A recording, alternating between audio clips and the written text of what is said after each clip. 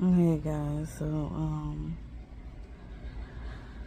I got up this morning and I was all ready to go to Georgetown, to the clinic, so that way I could go ahead and confirm pregnancy, so I could start, making my OB appointments.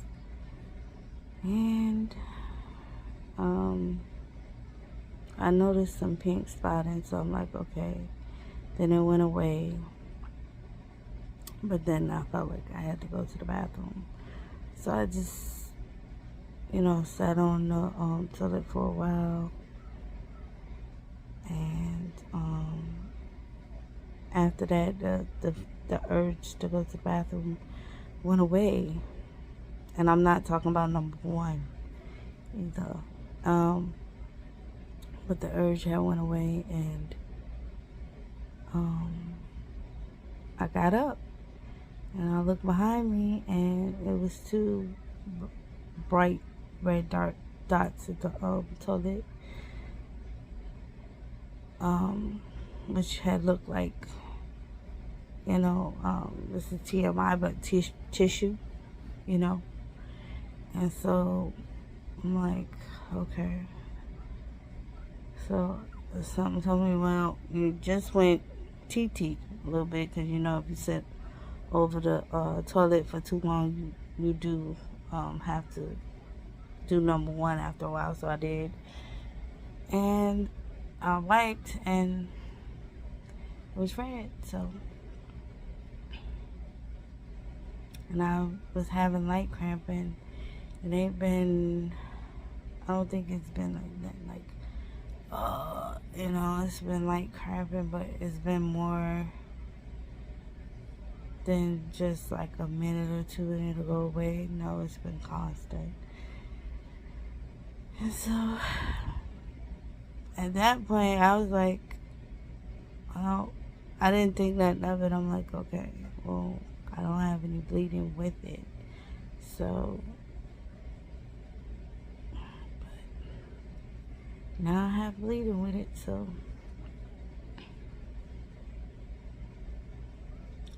probably all the stress,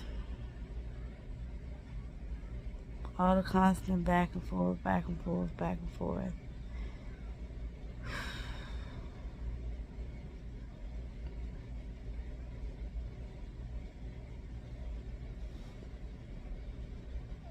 My eye, y'all. Yeah, it's probably all the stress and the things I've been going through.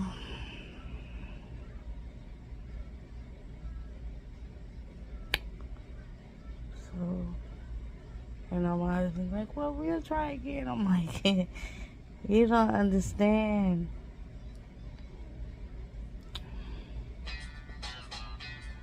I ain't really. Hold on.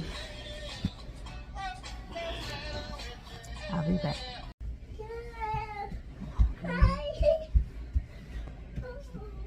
So like I was saying, guys, yeah.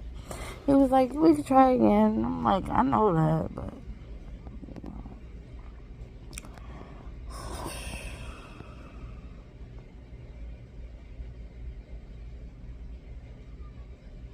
it is what it is.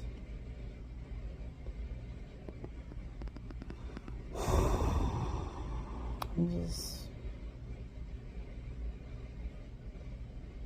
tired. As y'all can see, my eyes are red.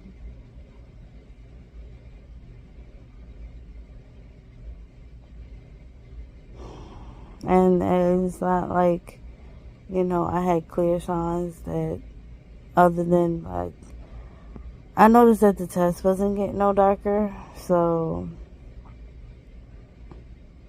and if y'all look at the last test, and then on top of that, the digital was not saying pregnant. It don't matter how many days I waited. I waited 2 days. I waited 3 days. Nothing. So, I knew that was a sign as well. I was like, man, And for what I heard, the clear blue digitals, they test for like other things that's supposed to be found in pregnant women besides HGC.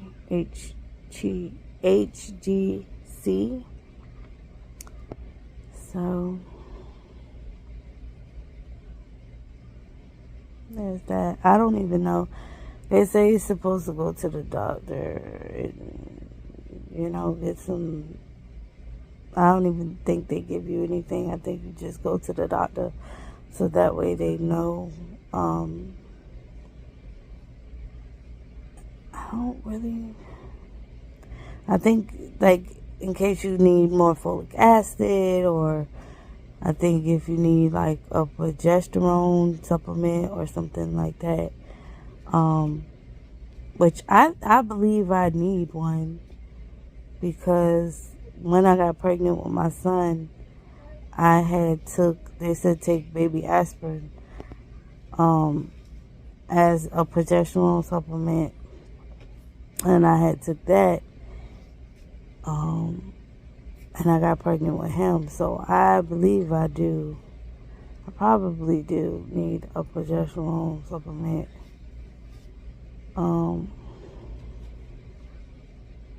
Then on top of that, these chemical pregnancies are very normal after nexplanon. After you take nexplanon, a lot of women, I think it was like, they did a study, and like 60% or 70% of the women after taking nexplanon, their first pregnancy is always a chemical, which is weird. But it's always a chemical pregnancy, so. Well, whatever that's worth. I'm just like, whatever.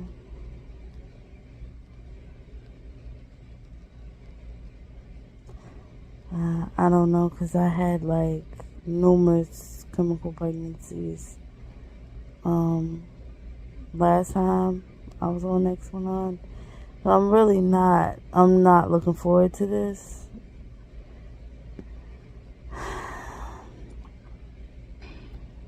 Not looking forward to this at all. And like I said, not to mention, it could be just stress. The stress of everything. With my mom and with my daughter. And the fact that it's draining funds. Like, it was $1,200 for us to get out of jail over that mess. And now it's like even more money, because we wasted money. We wasted almost $200 trying to get to Georgia. So that's $1,400 right there. And all of it wasn't our funds to begin with. Like, I'm so glad for my in-laws.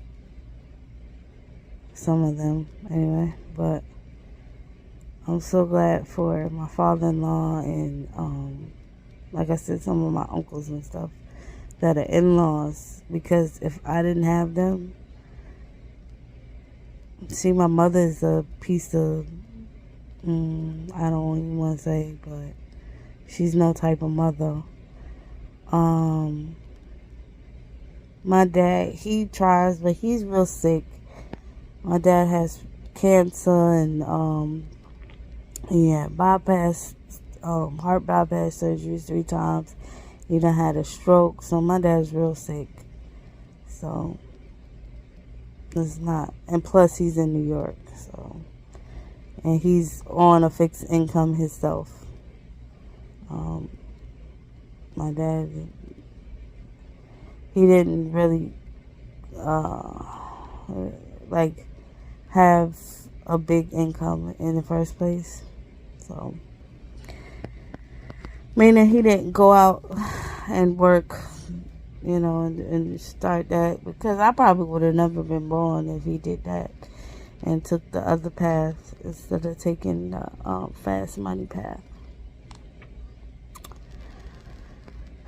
But yeah, so it's probably all of that. And I don't know. I might need to go to a doctor because, like I said, I'm not looking forward to having multiple chemical pregnancies. And I didn't get my hopes up, but that's why I told my husband stop running around telling everybody. He was telling everybody, she's pregnant. I'm like, don't tell nobody. Because I had a feeling in the back of my head that it wasn't the time.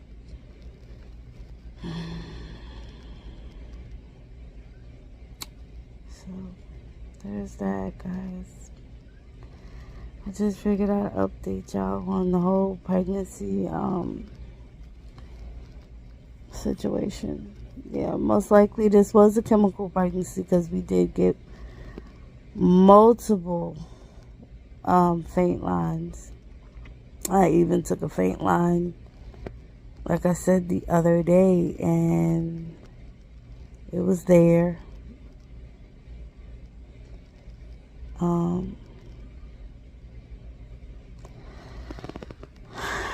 But it was just not getting darker. It didn't matter. It didn't matter if I used morning urine. It didn't matter if I, not drank or whatever, or waited. Like I said, by now, it should have been so dark. And so that's probably why it went ahead and passed, because it wasn't viable. That's what they call a viable pregnancy. And I have cramps, and they're not strong as, like I said, where I'm bending over, but they're strong enough to be like a period cramp. It's not like a mild cramping. It's definitely like a period cramp. So I don't know how long, I remember with my first chemical pregnancy, it lasted, I'm going to say, almost 9 days. And I was still spotting, so I was like, yeah, that wasn't a regular, menstruation, because I didn't learn about these things. I had to learn as I went through them, because they tell you, oh, go to the doctor, like it's so easy, but it's not. The doctor does not you just can't say, oh, I want to go to the doctor. Like, you have to go through the nurse, and the nurse has to justify the fact that you're going to the doctor.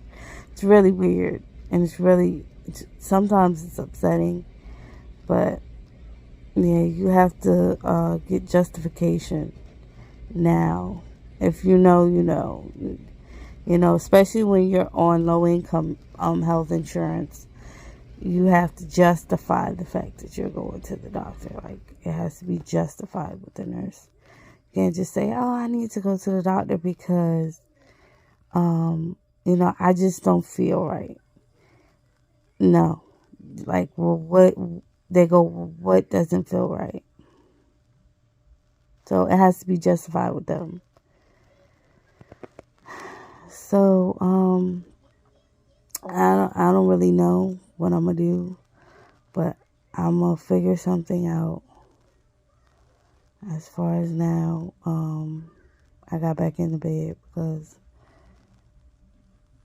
even though I didn't have high hopes, it still hurts a little bit,